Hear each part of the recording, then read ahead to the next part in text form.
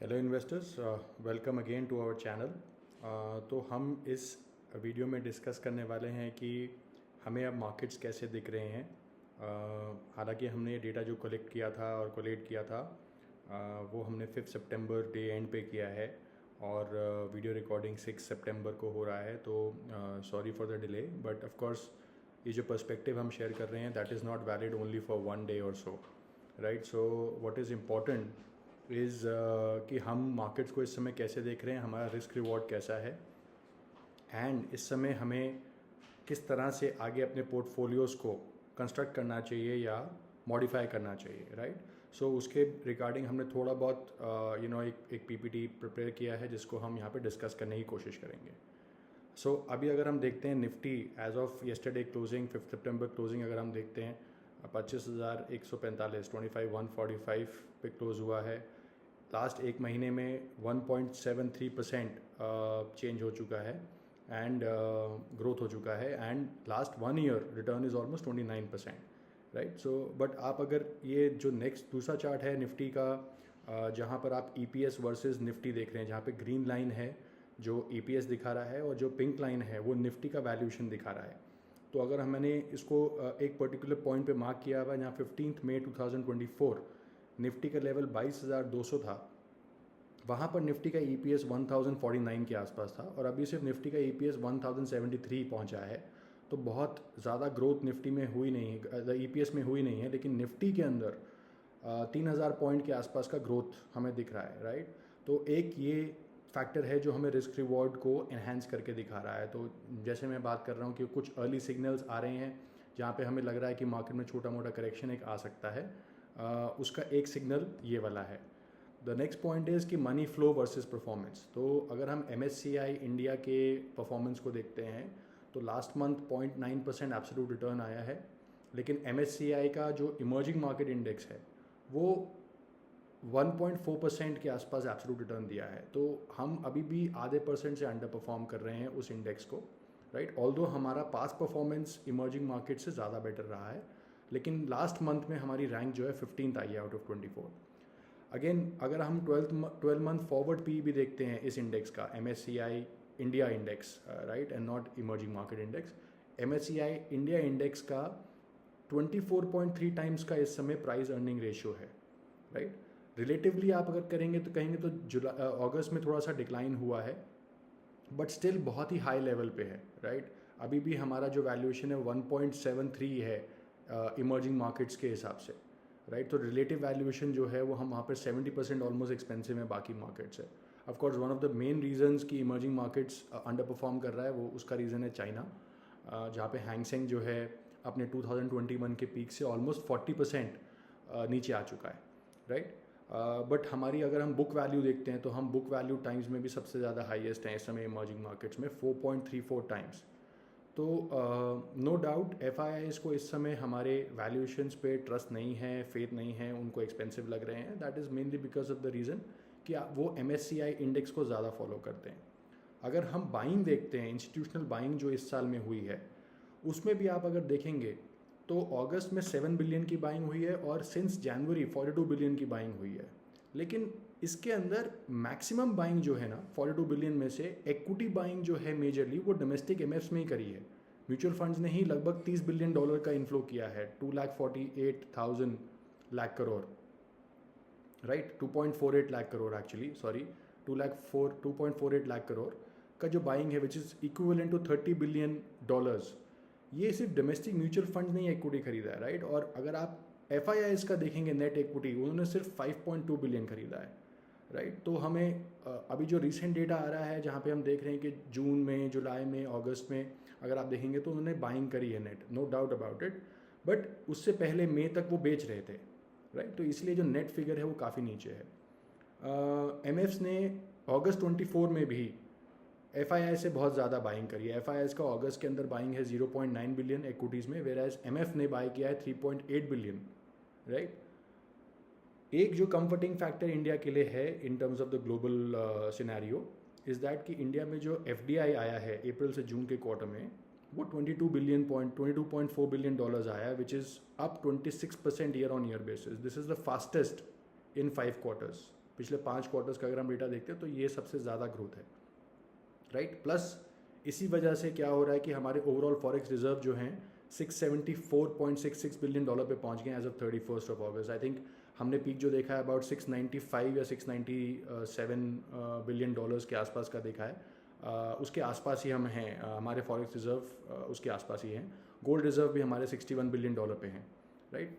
अब अगर आप MSCI इंडेक्स देखते हैं, MSCI इंडिया इंडेक्स देखते हैं जो FII जनरली फॉलो करते हैं, राइट, उसको अगर आप देखेंगे तो आपको नज़र आएगा ये ब्लू लाइन जो है जो इंडिया की लाइन है वो इमर्जिंग मार्केट से कितनी डिफरेंट चली है आफ्टर 2022, राइट। सो अगर आप 2021 एंड या 2022 बिगनिंग का आप बात करें, वहाँ पर हमने छोटा डिप देखा बाकी इमर्जिंग मार्केट से। जब रशिया यूक्रेन स्टार्ट हुआ तो बिटवीन फरवरी 2022 टू जुलाई 2022 जो डिप आए थे मार्केट में, उसमें इमर्जिंग मार्केट ज़्यादा ड्रॉप हुआ। BIC index is nothing but Brazil, India and China, जो ग्रीन लाइन आप देख रहे हैं, राइट। तो वहाँ पर भी जो कल्प्रिट है मेजरली वो चाइना है।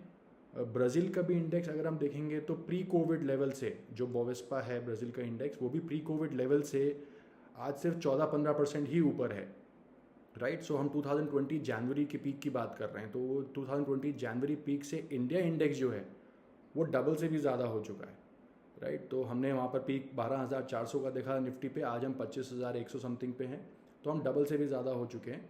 लेकिन 2021 के पीक से चाइना 40% डाउन है, हैंगसेंग इंडेक्स, बोवेस्पा सिर्फ 14% के राइज पे है। तो आप अगर देखेंगे तो मेजरली जो इस ये ब्लू लाइन जो है इंडिया की, राइट, वो डिफरेंट एक ट्रैजेक्टरी पे चल रही है, एक डिफरेंट एंगल ही उसने पकड़ रखा है, राइट। और ये जो एनुअल परफॉर्मेंस का डेटा है वो भी आपको ये दिखाएगा। हाँ, तो अगर अगेन ये भी कंपैरिजन है, let's say MSCI index India index versus MSCI emerging markets या फिर MSCI वर्ल्ड अगर हम देखते हैं तो, राइट। सो अगस्त 30 का जो डेटा है उसके अकॉर्डिंग भी इंडिया इस समय बाकी सारी इकोनॉमीज से फास्टर ग्रो कर रही है। तो MSCI इंडिया का लास्ट 1 ईयर रिटर्न इज़ 42%, वेराज अगर आप ग्लोबल देखते हैं MSCI वर्ल्ड देखते हैं 25% है, राइट। MSCI इमर्जिंग मार्केट सिर्फ 15%, 15.5% की ग्रोथ पे है। तो उस नज़रिए से भी हम बहुत अच्छा परफॉर्म करें, राइट।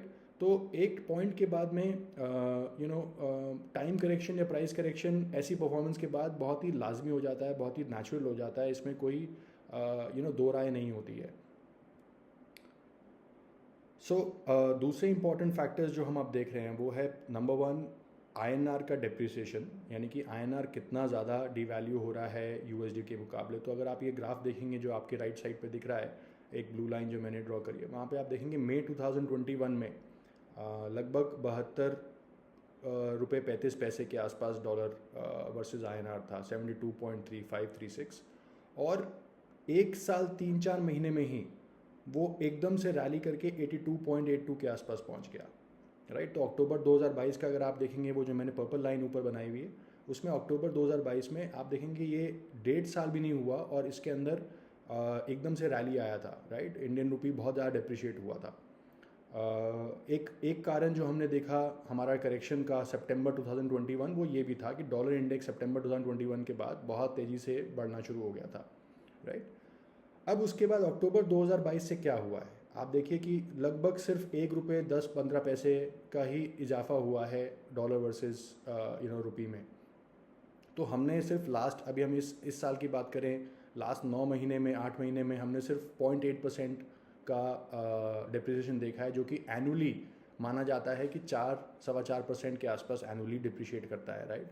यूरो के मुकाबले हमने सिर्फ 0.6% का हमने वो देखा है, डिप्रिसिएशन देखा है, right. So that is one concern. अगर इस समय डॉलर या इंडियन रुपी जो है वो 84.1 क्रॉस कर जाता है, चांसेस आर वेरी हाई कि ये बहुत क्विकली डिप्रिशिएट हो सकता है, हमें अगला लेवल 85 प्लस का बहुत जल्दी दिख सकता है, right. So that is again not very good for India. अगर इंडियन करेंसी बहुत ज़्यादा डिप्रिशिएट हो रही है तो वो बहुत अच्छा नहीं है हमारे लिए।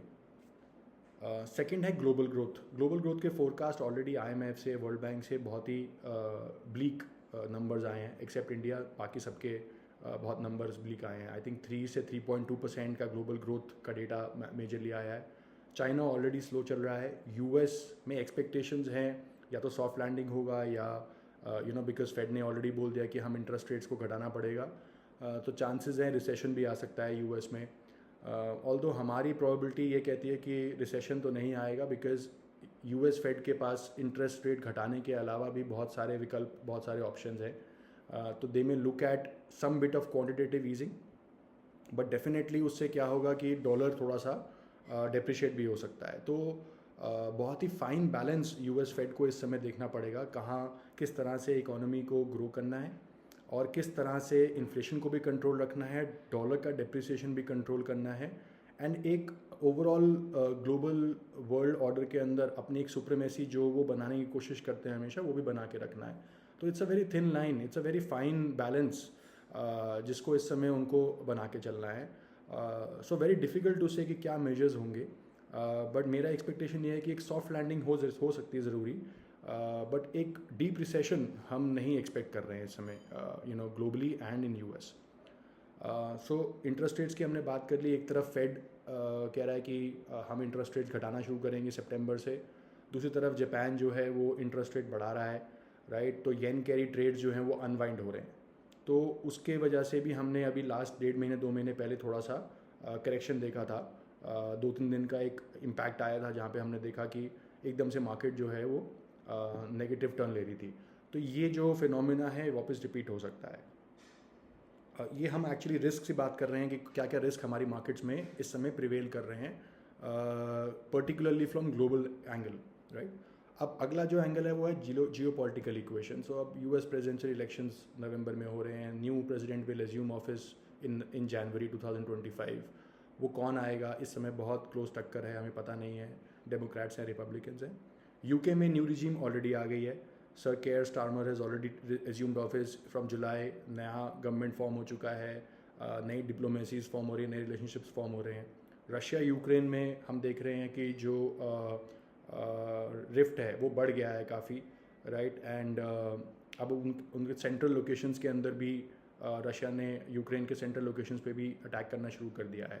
इज़राइल हमस अगेन काफ़ी ज़्यादा इस समय प्रॉब्लमेटिक सिनेरियो से गुजर रहा है।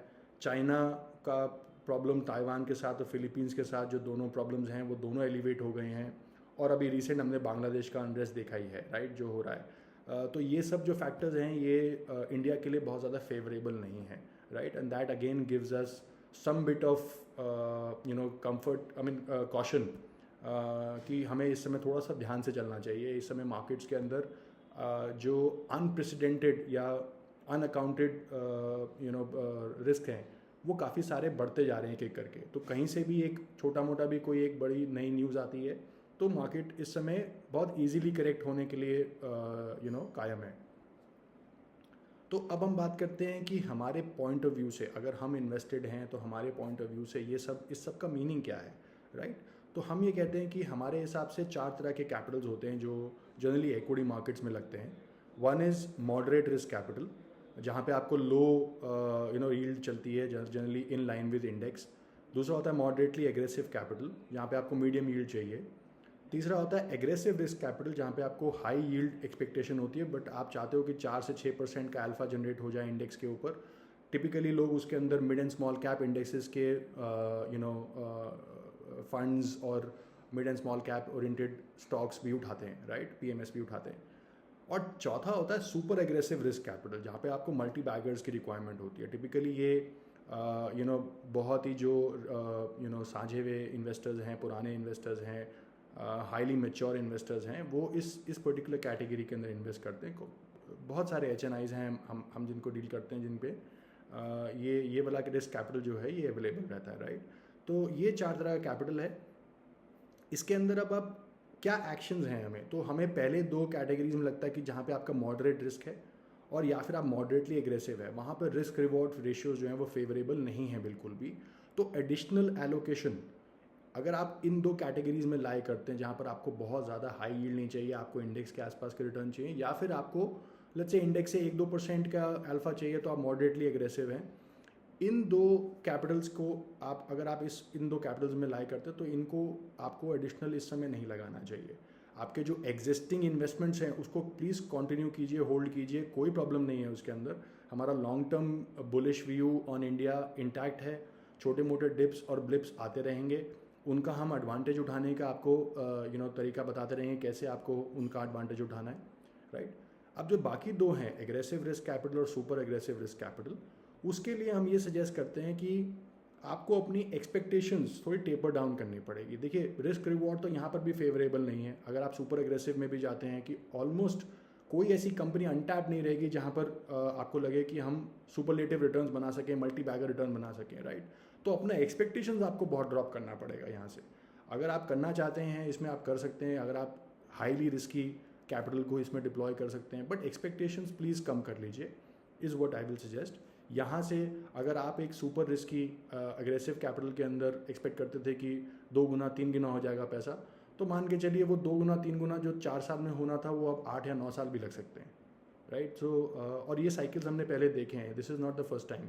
ये साइकिल्स आते हैं और 2021 से 2022 तक ये पीरियड बहुत अच्छा था, 2022 के एंड तक भी ठीक था, लेकिन 2023 ऑनवर्ड्स जो हम जिस तरह का हम ट्रैक्शन देख रहे हैं small and mid cap specially SME segment में, वो एब्सोल्युटली इराटिक है। ये एक्चुअली चल नहीं सकता इस तरह से, और कुछ किसी भी तरह का कंफर्ट इसमें हमें डिराइव नहीं हो रहा है। So that is what our suggestion would be कि आप इसको अगर देख रहे हैं तो अपनी एक्सपेक्टेशंस को कंसिडरेबली टेपर डाउन करके देखिए, right. So that's about it. हम आगे अगली जो स्ट्रैटेजी होगी या अगला जो मार्केट का व्यू पॉइंट होगा उसको लेके आते रहेंगे। Just a small disclaimer, we are just a AMFI registered mutual fund distributor. We are not, this video is meant only for educational purposes to understand markets, trends and general investing principles. हम किसी भी तरह की कोई advice या recommendation bye और cell की नहीं दे रहे हैं यहाँ पर, राइट। हम सिर्फ इन्वेस्टर्स को आगे उनका जो इन्वेस्टमेंट पाथ है उसके बारे में एक व्यू पॉइंट देने की कोशिश करते हैं। Every investor should take advice from their financial advisor before acting on anything which is mentioned in this presentation or this video. So thank you so much investors, thank you for your time, thank you for giving your valuable inputs for making this video also. आपसे गुजारिश है कि आप अगर आपको ये content अच्छा लगा है तो प्लीज़ लाइक कीजिए, सब्सक्राइब कीजिए एंड डेफिनेटली शेयर कीजिए लोगों के साथ में, सो दैट हमारा रीच थोड़ा सा बढ़ सके। Thank you so much.